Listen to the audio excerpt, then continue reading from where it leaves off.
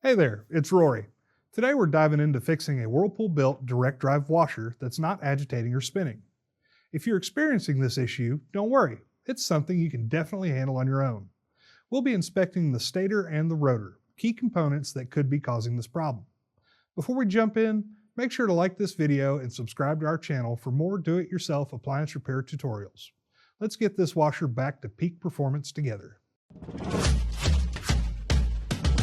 With over 2 million products in stock and the know-how to help you do it yourself, we are AppliancePartsPros.com. Let's start by gathering our tools. For today's work, we'll need a multimeter, Allen wrenches or Torx bits, and a 7mm bit driver. Also, please remember that safety comes first. Always disconnect your washer by unplugging it or switching the breaker off before accessing or replacing any parts.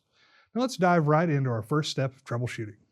We'll need to access the stator for testing and removal, so go ahead and unplug the unit if it isn't already.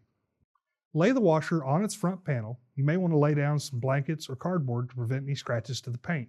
Unplug the 3-wire connector going directly to the stator. Grab the multimeter and set it to check ohms resistance. Place your leads in any two of the positions for the wires and you should read about 8 to 10 ohms. Then check the position that was left out to either of these and you should get the same reading. If any combination of these was reading significantly higher or lower than 8 to 10 ohms, the stator will need to be replaced.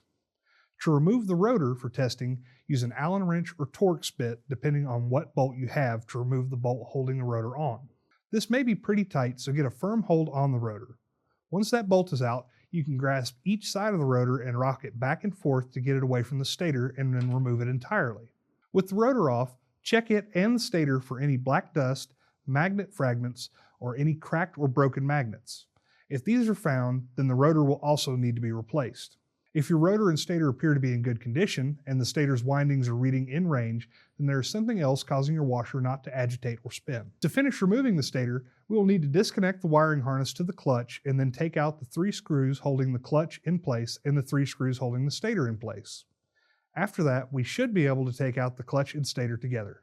Take the clutch from inside of the stator and unclip the clutch's harness from the stator. Here's the new rotor and stator. If you've already got one, great. If not, you can pick them up at AppliancePartsPros.com. Thread the clutch harness through the stator and clip it back in the channel. Align the clutch on the stator. Fit the stator back onto the gear case and reinstall all 6 screws. Then reconnect the clutch and stator harnesses. When putting the rotor back on, we need to be very aware of our finger placement as these are fairly strong magnets and you don't want to get any digits caught between the rotor and the gear case. Once the rotor is in place, you can reinstall the rotor bolt.